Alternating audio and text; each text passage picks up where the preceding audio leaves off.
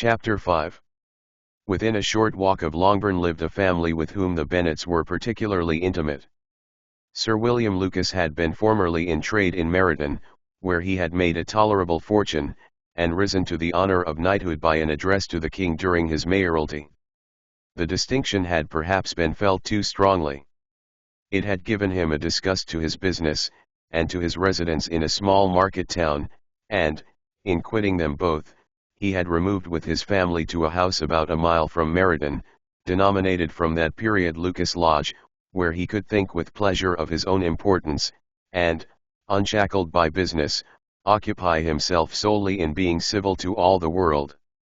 For, though elated by his rank, it did not render him supercilious. On the contrary, he was all attention to everybody. By nature inoffensive, friendly, and obliging, his presentation at St. James's had made him courteous. Lady Lucas was a very good kind of woman, not too clever to be a valuable neighbour to Mrs. Bennet. They had several children. The eldest of them, a sensible, intelligent young woman, about 27, was Elizabeth's intimate friend.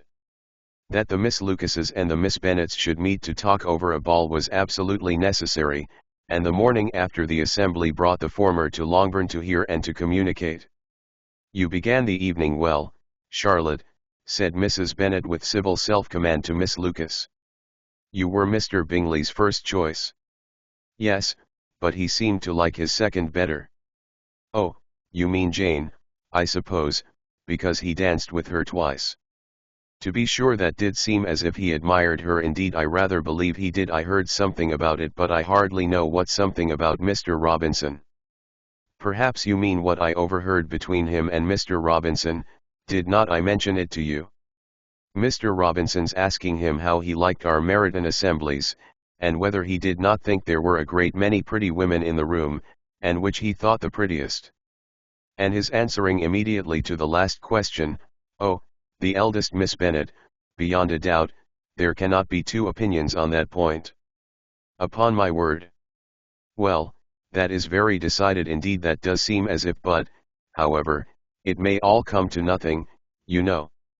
"My overhearings were more to the purpose than yours, Eliza," said Charlotte. "Mr. Darcy is not so well worth listening to as his friend, is he, poor Eliza, to be only just tolerable? I beg you would not put it into Lizzie's head to be vexed by his ill treatment, for he is such a disagreeable man, that it would be quite a misfortune to be liked by him. Mrs. Long told me last night that he sat close to her for half an hour without once opening his lips." "Are you quite sure, ma'am? Is not there a little mistake?" said Jane. "I certainly saw Mr. Darcy speaking to her. Because she asked him at last how he liked Netherfield, and he could not help answering her, but she said he seemed quite angry at being spoke to." "Miss Bingley told me," said Jane, "that he never speaks much, unless among his intimate acquaintances. With them he is remarkably agreeable." "I do not believe a word of it, my dear. If he had been so very agreeable, he would have talked to Mrs. Long. But I can guess how it was. Everybody says that he is eat up with pride, and I dare say he had heard somehow that Mrs. Long does not keep a carriage, and had come to the ball in a hack chaise." "I do not mind his not talking to Mrs. Long," said Miss Lucas, "but I wish he had danced with Eliza." "Another time, Lizzie," said her mother, "I would not dance with him, if I were you. I believe, ma'am, I may safely promise you never to dance with him." "His pride," said Miss Lucas, "does not offend me so much as pride often does, because there is an excuse for it. One cannot wonder that so very fine a young man, with family, fortune, everything in his favor, should think highly of himself. If I may so express it, he has a right to be proud."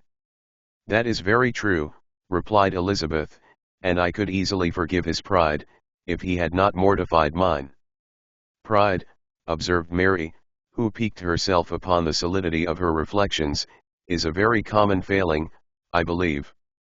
By all that I have ever read, I am convinced that it is very common indeed, that human nature is particularly prone to it, and that there are very few of us who do not cherish a feeling of self-complacency on the score of some quality or other, real or imaginary. Vanity and pride are different things, though the words are often used synonymously. A person may be proud without being vain. Pride relates more to our opinion of ourselves, vanity to what we would have others think of us.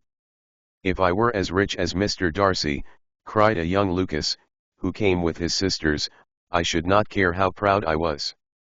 I would keep a pack of foxhounds, and drink a bottle of wine a day." "Then you would drink a great deal more than you ought," said Mrs. Bennet, "and if I were to see you at it, I should take away your bottle directly." The boy protested that she should not, she continued to declare that she would, and the argument ended only with the visit.